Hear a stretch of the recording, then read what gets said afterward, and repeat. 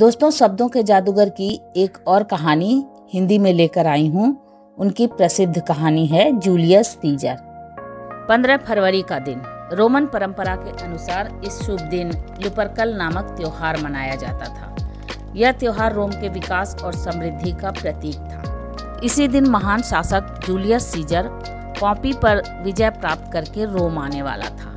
त्योहार की खुशी और जूलियस सीजर की विजय ने रोम के लोगों को उल्लासित कर दिया था। वे उसका भव्य स्वागत करना चाहते थे, इसलिए काम धंधे बंद करके वे नगर के मुख्य प्रवेश मार्ग पर एकत्र होने लगे। कुछ ही पल में वहां लोगों का विशाल समूह दिखाई देने लगा, परंतु कुछ लोग ऐसे भी थे जो सीजर की इस विजय से अप्रसन्न थे।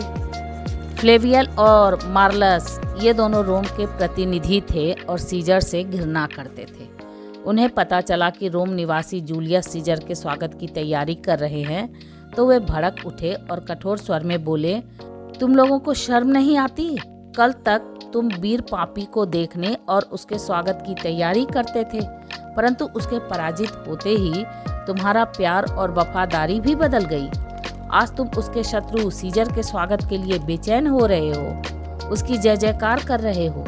परंतु एक बात अच्छी तरह से जान लो कि सीजर की विजय से रोम का कोई भला नहीं होगा। जाओ, यहाँ से चले जाओ और वीर पापी की पराजय का शोक मनाओ। तुम्हारे लिए यही उचित है। लोगों का विशाल जनसमूह तितर बितर होने लगा। देखते ही देखते मुख्य प्रवेश मार्ग पूरी तरह से खाली हो गया। इसी बीच कुछ अन्य जनप्रतिनिधि भी वहां आ गए जो सीजर के विरोधी थे। फ्लेवियल उन्हें समझाते हुए बोला, अपने स्वागत की ऐसी भव्य तैयारियां देखकर सीजर का दिमाग 7वें आसमान पर पहुंच जाएगा और अहंकार में भरकर वह हमें अवश्य अपमानित करेगा। अतः हमें उसके स्वागत के लिए की गई सजावट नष्ट भ्रष्ट कर देनी चाहिए। अभी वे इस विषय में सोच ही रहे थे कि तभी गाजे बाजे के साथ सीजर और उसकी सेना ने जुलूस के रूप में नगर में प्रवेश किया। उस समय जुलूस में सीजर की पत्नी कलफुर्निया, सुरस की पत्नी पोर्सिया, ब्रूटस, डेसियस, कैसियस, कास्कामी और सिसरो थे। इन सब के साथ एक राज ज्योतिषी भी था। लुपरकल के अवसर पर रोम में एक दौड़ का आयोजन किया जाता था। इसके संबंध में मान्यता थी कि इस पवित्र त्योहार के अवसर पर दौड़ने वाले के स्पर्श मात्र से बांझ स्त्रियां गर्भ धारण कर लेती थी। सीजर की कोई संतान नहीं थी, इसलिए वह लुपरकल की दौड़ में भाग लेने के लिए अपने साथ एंटोनियस नामक सेवक को लाया था। सीजर ने कलफुर्निया को उस मार्ग पर खड़ी होने के लिए कहा जहां से एंटोनियस को दौड़ते हुए निकलना था। उसने एंटोनियस को भी समझा दिया कि उसे दौड़ते हुए कलफुर्निया को स्पर्श करना है। इसी बीच ज्योतिषी भविष्यवाणी करते हुए बोला, जूलियस, मेरी गणना के अनुसार 15 मार्च की तिथि आपके लिए बड़ी अशुभ और कष्ट प्रदायक है, इसलिए इस दिन आपको विशेष रूप से सावधान रहने की आवश्यकता है। सीजर हंसते हुए बोला, वीर पुरुष गणनाओं पर नहीं बल्कि अपनी तलवार पर विश्वास करते हैं। इस युद्ध में मेरे सारे शत्रु नष्ट हो गए हैं। अब किसमें इतना साहस है कि मेरा अहित कर सके? आप अपनी भविष्यवाणी रहने दें, मुझे यह व्यर्थ की प्रतीत होती है। इस प्रकार ज्योतिषी की बात को सुनी अनसुनी कर वह जुलूस के साथ आगे बढ़ गया, परंतु ब्रूटस वहीं खड़ा रहा। यह देखकर कैसियस भी लौट आया और उसे कुरेदते हुए बोला, रुक क्यों गए ब्रूटस? क्या तुम लुपरकल दौड़ देखने नहीं जाओगे? तुम जाकर लुपरकल दौड़ देखो, मेरा मन नहीं है, ब्रूटस ने रूखे स्वर में जवाब दिया। पिछले कुछ दिनों से ब्रूटस का व्यवहार असामान्य रूप से बदल गया था। सीजर के प्रति उसकी आत्मीयता और सम्मान में कमी आ गई थी। उसका मन विचारों के द्वंद्व में उलझा हुआ था। वह इसके बारे में किसी को बताना नहीं चाहता था। यही कारण था कि वह सबसे अलग थलग रहता, किसी के साथ ज्यादा बातचीत नहीं करता। परंतु कैसियस इस बात को महसूस कर रहा था। ब्रूटस ने जब उत्सव में सम्मिलित होने में अनिच्छा दिखाई तो कैसियस सारी बात समझ गया। फिर भी उसके मन के द्वंद्व को उभारते हुए बोला, ब्रूटस, जब कोई व्यक्ति मन की गुत्थियों में उलझ जाता है तब उसे सुलझाने के लिए उसे किसी दूसरे व्यक्ति की आवश्यकता होती है। इस समय तुम भी कुछ ऐसी ही स्थिति से गुजर रहे हो। ब्रूटस समझ गया कि वह उसके मन के द्वंद्व को जान चुका है और उसे भड़काकर बाहर निकालने का प्रयास कर रहा है। अभी वह कुछ बोलने ही वाला था कि तभी उसे सीजर की विजय का उद्घोष सुनाई दिया। आखिरकार रोम की जनता ने सीजर को अपना राजा मान ही लिया। यद्यपि मैं सीजर को बहुत प्यार करता हूँ, परंतु मैं नहीं चाहता कि वह रोम के सिंहासन पर बैठे। यह कहकर ब्रूटस ने ठंडी आह भरी। फिर विस्मित होकर बोला, कैसियस, तुम यहाँ क्यों रुके हुए हो? इस अवसर पर तुम्हें सीजर के साथ होना चाहिए था। क्या तुम्हें मुझसे कुछ कहना है? धूर्त कैसियस बातों का जाल फैलाते हुए बोला, ब्रूटस, मैं अपने स्वाभिमान की रक्षा के लिए चिंतित हूँ। किसी के भय या दबाव में जीना मुझे पसंद नहीं है, और वह भी एक ऐसा व्यक्ति जो कभी हमारी तरह साधारण व्यक्ति था, जिसका पालन पोषण हमारी तरह ही हुआ। हम भी सीजर की तरह स्वतंत्र थे। आज उसे वीर और पराक्रमी समझा जाता है, परंतु यही वीर कई बार अपनी कायरता दिखा चुका है। एक बार टाइबर नदी में बाढ़ आई हुई थी। मेरे साहस और हिम्मत की परीक्षा लेने के लिए सीजर ने मुझे नदी पार करने के लिए ललकारा। हम दोनों नदी में कूद पड़े, परंतु नदी पार करने से पहले ही सीजर थक गया और सहायता के लिए चिल्लाने लगा। तब मैंने उसे डूबने से बचाया था। इसी तरह एक बार हम स्पेन में थे। उस समय सीजर को तेज बुखार था। ऐसी स्थिति में वह बच्चों की तरह कराहते हुए पानी मांगने लगा। ऐसा कमजोर और कायर व्यक्ति आज हमारे बल पर विजेता बन गया है। लोग भगवान की तरह उसकी पूजा करते हैं। यह भाग्य का खेल नहीं, बल्कि हमारी अकर्मण्यता है कि शक्ति संपन्न होने के बाद भी हम उसके दास हैं, जबकि उसमें और हम में कोई अंतर नहीं है। कई वर्ष पहले रोम में ब्रूटल नामक एक वीर था। वह रोमन राजा का प्रभुत्व स्वीकार नहीं करता था। उसकी दृष्टि में रोम के राजा का राज्य शैतान के राज्य के समान था। उसी वीर ब्रूटल के परिवार से संबंधित होने पर भी तुम सीजर का सम्मान करते हो, उसके प्रभुत्व को स्वीकार करते हो। इससे अधिक हमारे लिए अपमान की बात और क्या होगी? कैसियस, तुम कहना क्या चाहते हो और मुझसे किस बात की आशा कर रहे हो, यह मैं भली भांति जानता हूँ, परंतु अभी इस बारे में बात करने का समय नहीं है। इसके लिए हमें उचित समय की प्रतीक्षा करनी चाहिए। परंतु मैं इतना अवश्य कहूँगा कि इस समय जैसी स्थिति है, उसके अंतर्गत रोम में रहने की अपेक्षा किसी दूरस्थ गांव में रहना अधिक शांति और सुकून भरा है। ब्रूटस ने थोड़ा सा उत्तेजित होकर प्रत्युत्तर दिया। ब्रूटस पर अपनी बातों का असर देखकर कैसियस मन ही मन मुस्कुराने लगा। उसका तीर ठीक निशाने पर लगा था। अभी वे बातें कर ही रहे थे कि जुलूस लौट आया। तभी उन्होंने क्रोध में तमतमाते हुए सीजर को देखा। उसका चेहरा गुस्से से लाल हो रहा था। कलफुर्निया भी कुछ उदास और मुरझाई हुई दिखाई दी। सिसरो भी क्रोधित दिखाई दिया। मार्ग में सीजर ने एंटोनियस से कहा, कैसियस जैसे पतले, सूखे और चिंतनशील व्यक्ति बड़े खतरनाक होते हैं। ऐसे लोग ना तो किसी को अपने से बड़ा देख सकते हैं और ना ही उसकी प्रसन्नता को सहन कर पाते हैं। हंसने, बोलने, खेलने, कूदने या संगीत से इनका दूर दूर तक कोई संबंध नहीं होता। इनसे दूर रहना ही उचित है। इसलिए तुम मेरे आसपास हष्ट पुष्ट और प्रसन्न रहने वाले सेवक नियुक्त कर दो। एंटोनियस ने ऐसा ही किया। सीजर का जुलूस आगे बढ़ गया। चूंकि कैसियस और ब्रूटस उत्सव में सम्मिलित नहीं हुए थे, इसलिए उन्होंने कास्का से सारी बात बताने के लिए कहा। कास्का बोला, उत्सव में एंटोनियस ने सीजर को 3 बार मुकुट भेंट किया, लेकिन तीनों बार सीजर ने उसे ससम्मान लौटा दिया। इससे रोम की जनता प्रसन्न हो गई। लोग तालियां बजाने लगे, टोपियां उछालने लगे। तभी अधिक भीड़ के कारण सीजर का दम घुटने लगा। उसके मुंह से झाग निकलने लगे और वह मूर्छित होकर वहीं लुढ़क गया। परंतु गिरने से पूर्व उसने अपना अंगरखा उतार दिया था और जनता से कहा कि यदि वह चाहे तो उसका सिर काट सकती है। उसकी इस बात ने उपस्थित लोगों को मोहित सा कर दिया। वहीं दूसरी ओर उसने फ्लेवियल और मार्लस को सेवा से हटा दिया, क्योंकि उन्होंने उसकी मूर्तियों की सजावट नष्ट करने का अपराध किया था। ब्रूटस को पता था कि सीजर हिस्टीरिया का मरीज है, इसलिए उसने कुछ प्रत्युत्तर नहीं दिया।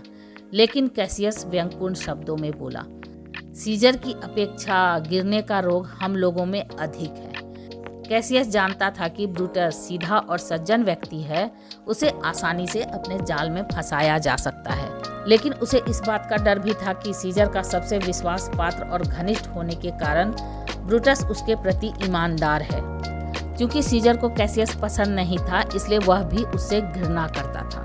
किंतु उसने सोच लिया था कि उसे किस प्रकार ब्रूटस को अपने पक्ष में करना है, लेकिन इससे पहले कास्का को अपने पक्ष में करना आवश्यक था। इसके लिए उसने एक योजना बनाई और कास्का को अगले दिन अपने घर पर रात्रि भोज के लिए आमंत्रित किया। कास्का आमंत्रण स्वीकार कर वहां से चला गया। अगले दिन कास्का निर्धारित समय पर कैसियस के घर पहुंचा।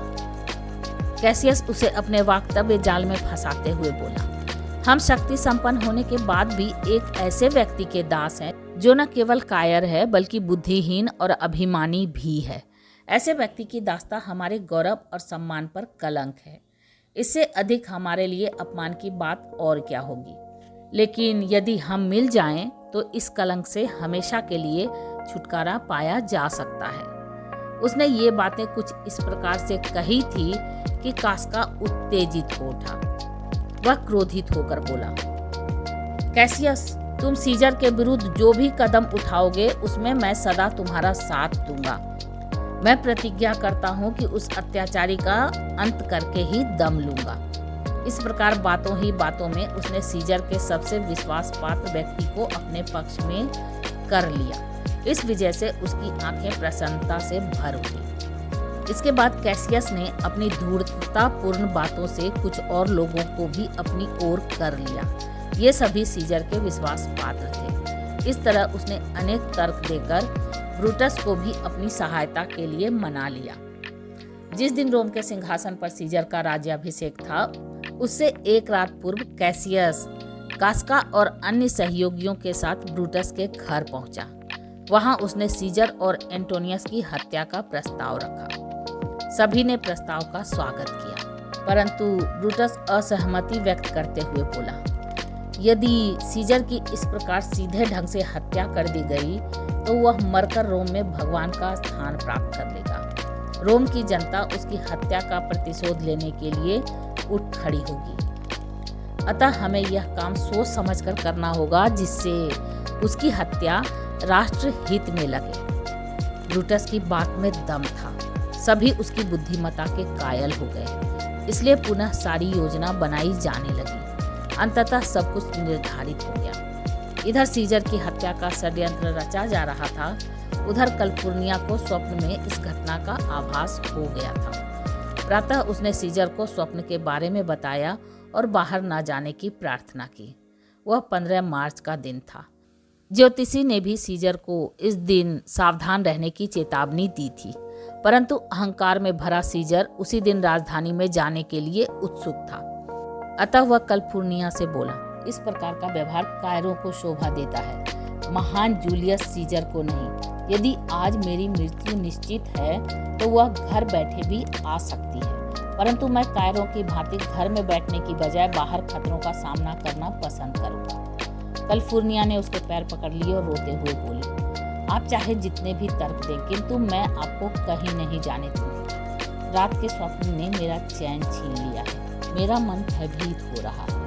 आप एंटोनियस को वहां भेज दें। वह सीनेट के सदस्यों को कह देगा कि तबीयत खराब होने के कारण आज आप सीनेट में नहीं आ सके। सीजर ने आधे अधूरे मन से कैलिफोर्निया की बात मान ली। तभी उसे ले जाने के लिए डेसियस आ पहुंचा। सीजर ने डेसियस से कहा, तुम सीनेट के सदस्यों को सूचित कर दो कि आज मैं राजधानी में नहीं जाऊंगा। निर्धारित कार्यक्रम में अचानक परिवर्तन देख डेसियस आश्चर्यचकित रह गया। उसने इस प्रकार घुमा फिरा कर पूछा कि सीजर ने विवश होकर उसे सब कुछ बता दिया। तब डेसियस प्रसन्न होकर बोला, यह तो बड़ा ही शुभ स्वप्न है। इसका अर्थ है कि आज से रोम में नवीन रक्त का संचार होगा, लोगों को नवजीवन प्राप्त होगा। आप इसका गलत अर्थ न लगाएं और प्रसन्न होकर सीनेट में चलें। सीनेट के सदस्य आपको राजमुकुट पहनाना चाहते हैं।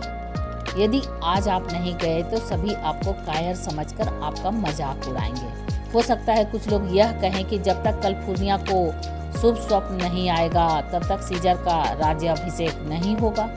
डेसियस की बात ने सीजर के विचारों को बदल दिया। तभी वहां ब्रूटस, कास्का, कैसियस आदि भी आ पहुंचे। सीजर तैयार होकर उनके साथ राजधानी की ओर चल दिया।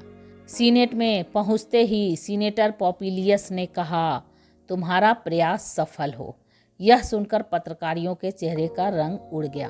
उन्होंने सोचा कि शायद उनकी योजना लीक हो गई है, लेकिन ब्रूटस ने उन्हें समझाया कि पॉपिलियस की बात का हमारे साथ कोई संबंध नहीं है। इस बात से सीजर के चेहरे पर भी कोई परिवर्तन नहीं हुआ।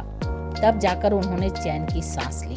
फिर उनके संकेत पर टेबोनियस नामक षड्यंत्रकारी एंटोनियस को लेकर बाहर चला गया। सीनेट की कार्यवाही आरंभ हुई। डेसियस ने मेटेलस सिम्बर को अपनी समस्या सीजर के समक्ष रखने के लिए कहा। मेटेलस ने सीजर के सम्मान में सिर झुकाया और उससे अपने भाई पब्लियस सिम्बर के निष्कासन का आदेश वापस लेने की प्रार्थना की। सीजर रूखे स्वर में बोला, मेटेलस, तुम्हारे सिर झुकाने या नम्रता पूर्वक प्रार्थना करने से मेरा मन नहीं पिघलेगा।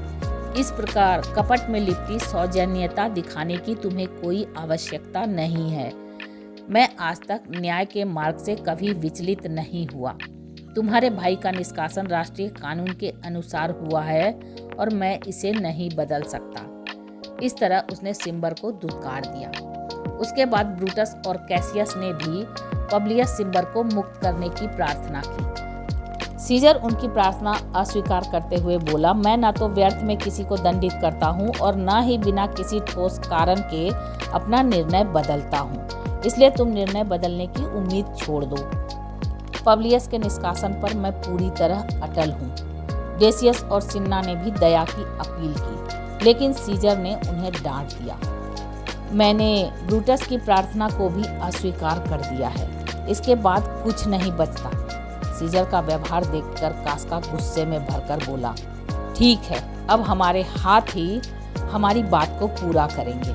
यह कहकर उसने सीजर पर छुरे से वार किया। फिर सभी एक एक कर उसे छुरा घोंपने लगे। अंत में ब्रूटस ने छुरा निकालकर सीजर के सीने में घोंपा। षड्यंत्रकारियों में अपने विश्वासपात्र मित्र ब्रूटस को देखकर सीजर मर्माहत हो उठा। उसके मुख से केवल इतना ही निकला, ब्रूटस, तुम भी? इतना कहते ही सीजर ने दम तोड़ दिया। सीजर के मरते ही सिन्ना ने प्रसन्न होकर उद्घोष किया, अत्याचारी का अंत हो गया, अब हम स्वतंत्र हैं। इसके बाद ब्रूटस ने सीनेट के सदस्यों को भय रहित होने तथा शांत रहने के लिए कहा। फिर उसने राष्ट्र के नाम जनहित संदेश प्रसारित किया, जिसमें रोम को क्षति न पहुंचाने की बात कही गई थी। इधर एंटोनियस को सीजर की हत्या का समाचार मिला तो वह घर भाग गया। बाद में उसने नौकर के हाथ पत्रकारियों के पास संदेश भेजा कि यदि वे उसे अभय प्रदान कर दें तो वह सदा उनका वफादार सहयोगी बनकर रहेगा। किंतु यह उसकी एक चाल थी जिसे षड्यंत्रकारी समझ न सके। उन्होंने उसे क्षमा कर दिया। एंटोनियस उसके पास गया और उनकी तारीफों के पुल बांधते हुए बोला, आप राष्ट्र के हितैषी हैं। आपने सीजर की हत्या राष्ट्रहित में ही की होगी, इसलिए मुझे उनकी हत्या से कोई सरोकार नहीं है। किंतु सीजर मेरे मालिक थे, अतः अपने कर्तव्य का पालन करने के लिए मैं विधिवत और सम्मान पूर्वक उनका दाह संस्कार करना चाहता हूँ। षड्यंत्रकारी उसकी चिकनी चुपड़ी बातों में बुरी तरह फंस चुके थे। उन्होंने सीजर का शव उसे सौंप दिया। एंटोनियस शव को लेकर जनता के बीच पहुंचा और रोते हुए बोला, ये वही महान जूलियस सीजर हैं जिन्होंने 3 बार रोम के राजमुकुट को ठुकरा दिया था, जिसने रोम की जनता के सामने स्वयं को सौंप दिया था। ये रोम के लिए अनेक भले कार्य करना चाहते थे, लेकिन इससे पूर्व ही पत्रकारियों ने इनकी हत्या कर दी। अब आप ही उनसे अपने राजा की हत्या का प्रतिशोध लें, तभी महान जूलियस सीजर की आत्मा को शांति मिलेगी। सच का पता चलते ही रोमन प्रजा भड़क उठी। उन्होंने षड्यंत्रकारियों को घेर लिया और उनका वही हर्ष किया जो इतिहास में विश्वासघातियों का होता आया है। तो दोस्तों, आपको ये महान जूलियस सीजर की कहानी कैसी लगी, हमें कमेंट करके जरूर बताएं।